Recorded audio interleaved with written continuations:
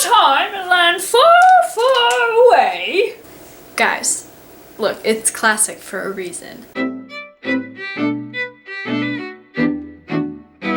Who doesn't love the imaginative, exhilarating experience of being transported to an imaginative, creative land and getting lost in this beautiful world? It's amazing how you can become so involved and invested in a land that's so different and yet so unique and special and so much a part of whatever story you're becoming invested in. And that, my friends, is the beauty, the wonder, and the privilege of world building. In this video, I'm going to share with you 6 different areas that you can kind of think about and use to create your world in your story, both the physical world, like the geography, and also the people, you know, their culture, things like that. I'm not going to be including magic in my discussion of world building. I know that a lot of people include magic in their world building, especially because world building is most often associated with fantasy and science fiction, but I don't personally put magic in my stories, so I'm going to be focusing instead on like the world, like, you know, the geography and things like that, and also the people and those aspects of the story. So, number 1, the first thing is the geography of your world. Things to be thinking about are practical things that will determine, you know, how long it takes your characters to get to certain places, and just other practical things in your story should the need arise. Are there kingdoms? That's more of a political thing, but basically, if there are kingdoms, how far apart are they? How long does it take to go from one to one? What kind of geographical features lie between the kingdoms that could hinder or determine how long it takes to get from one to the other? You know, that's especially important if your characters are going to do any kind of traveling. What perils of nature are there? Are there poisonous rivers? Are there poisonous plants? Where do they get water? You know, water is essential. So lakes, streams, ponds, rivers, that's something I tend to not think about. Is you have to have water somewhere. Especially like, you know, if there's the poisonous stream, well, where do you get the real water? What kind of trees or just any vegetation? Or what do the trees look like? Do they look a little bit different than trees today? You know, I had one book that I wrote, my Camp NaNoWriMo project, which I actually did a couple videos about that, so I will link them down in the description below. In my Camp NaNoWriMo project, I had where in the one kingdom, it's kind of a cold, icy, mountainous region, so I kind of had the trees kind of like just a little bit bluish, because I felt like that kind of went, like kind of a birch, not like super creepy or something, but it was just kind of an interesting detail. And it can vary from kingdom to kingdom, or from place to place or land to land, depending on how your political system is set up, and we'll get to that in a few minutes. So the second thing is wildlife. This kind of goes in line with the geography. Consider what your wildlife would be in line with geography. Obviously, if you have no ocean, there's not gonna be sharks. I mean, that's a pretty obvious example. But like, in a more practical way, you know, if you have woods, you could have things like bears. If you have, you know, mountains, you can have things like mountain goats. I mean, that's a pretty boring example, but like, you know, if you're putting familiar animals in it, I know some of you like to include like made-up creatures, which I put dragons in my stories, but other than that, I mean, I just put like, you know, regular, current, real creatures in my book. So, you know, obviously if you have something like a poisonous river also, that's going to determine how much wildlife is in the area, because there's probably not going to be too much wildlife living in the vicinity of a poisonous river. So once you kind of get how the geography and the wildlife and, you know, where they can get food, where they can get water, just the ramifications of travel throughout your geographic area, then you can kind of be moving on to the people and how they play into this world. And this is probably the one that's going to take the most time, be the most complicated, and be the most easy to stray from and be inconsistent in your novel. First, with the people, I guess first of all, I might say that you may have like a historical or medieval kind of setting in mind, and that's okay, but if you're completely building from scratch, or if you just want to come up with something completely original, then you get to pick pretty much whatever you want. Now you can, if you want to, base it off of historical setting. Obviously the most popular one being for, especially, you know, like fantasy or fairy tales, whatever you want to call it. Medieval is the most common, and obviously I've done that, but I've also kind of taken the medieval stereotype and kind of made it my own, been a little bit more original. And you can experiment with other different parts of the world and other historical settings too. And if you want to write it almost like from more of a historical fiction kind of a slant, if you will. I did actually make a video about writing historical fiction, so if you want to check that out, feel free. But if you are just starting from scratch and you don't have much of any idea on how they live, even if, you know, maybe it might be kind of medieval inspired, then there are these 4 things then you can kind of go through and use as kind of criteria to help you consider what they would be like.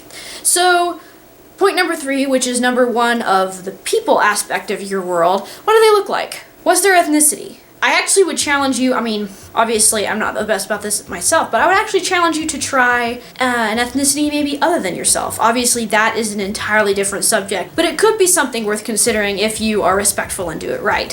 What kind of features do your people have? What kind of feature colors do your people have? By that I mean, like, you know, is it blue eyes?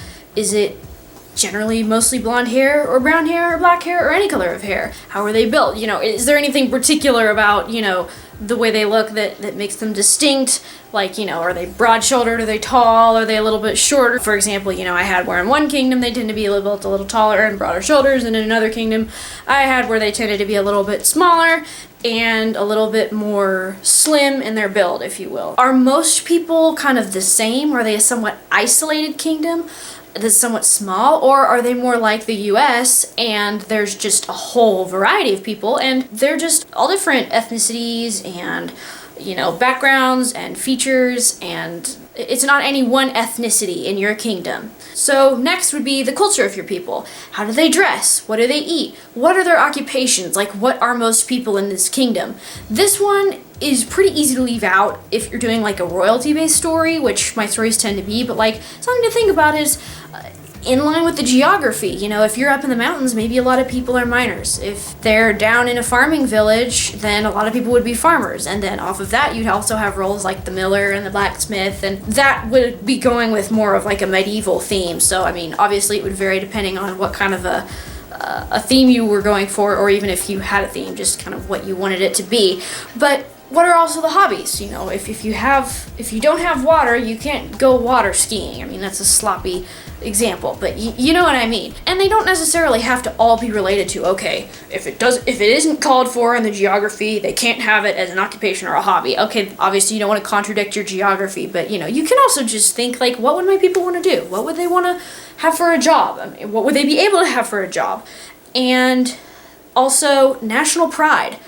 This plays a huge part in my Camp NaNoWriMo project. The pride that people have for the kingdom that they belong to and the loyalty they have to that kingdom plays a big part in the story and how it unfolds, which brings us to the next point, which is politics. Now, this one can either be very simple or very complex. I tend to keep it really simple.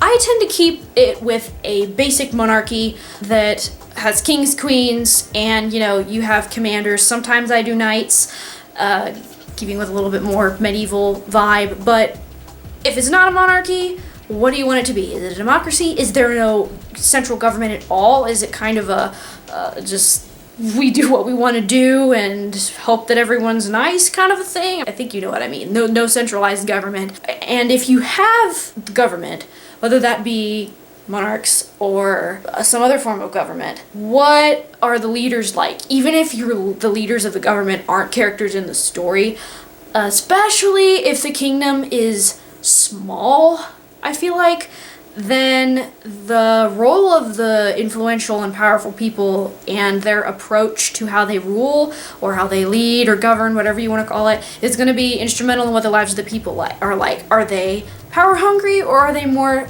people focused? Obviously, if you're focusing on the royalty as your main characters, I would encourage you to have the people focused leaders be the ones that are made the role models throughout the story. But if you're in a village with village people and the king or whatever is like very overbearing, is constantly at war, you know, that means they're gonna have to go, the dads and sons are gonna have to go fight a lot.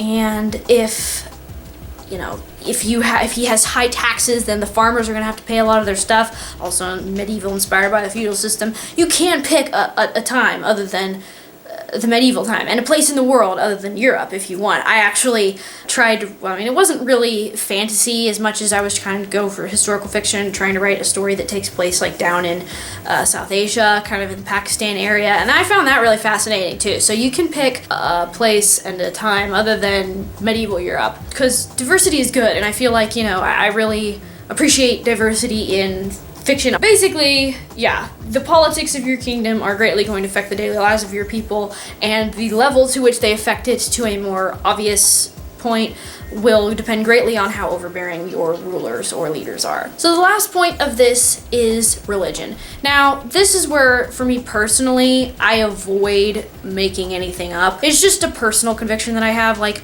I will mention other religions. Obviously, I had to mention the Muslim faith whenever I was writing a story that takes place down in Pakistan, even though that was really more of a historical fiction kind of a novel. I generally, obviously being a Christian writer, the main characters are usually Christians, and then I just avoid coming up with other religions because for me personally, I just feel like that would better be left alone. Obviously, I know there are people who come up with religions to put in their stories, but as a Christian writer, I just personally feel that it would be better for me to just not. And if I need another religion, to use one that already exists.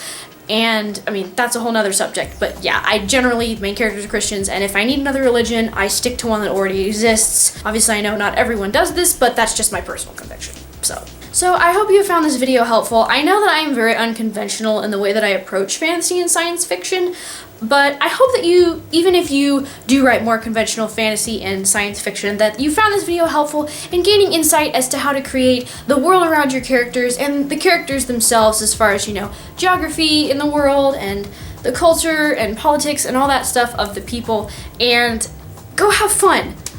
I love creating imaginative worlds, and it's something that I've kind of missed since I've started writing more historical fiction. Is it's kind of fun not have any rules of society or of the world, and you can kind of just be like, instead of being like, would that have been a thing in that time period, you can just be like, well, now it can be a thing in that time period. Obviously, you know, granted that it doesn't contradict something else you've already established, but it's still fun. And again, if you are interested in writing more historical inspired fantasy, I actually did write a book. Oh, I haven't written a book yet. That would be quite an undertaking, but I did do a video on writing historical fiction, so I will link that in the cards and also down below in the description. So thank you for watching this. I hope that you will have a blessed day, happy writing, and be sure to follow me on Instagram and Pinterest at Careena's Adventures, and make sure to subscribe so you can see my videos as they come around next time. Adios mis amigas y Dios te bendiga. Bye bye.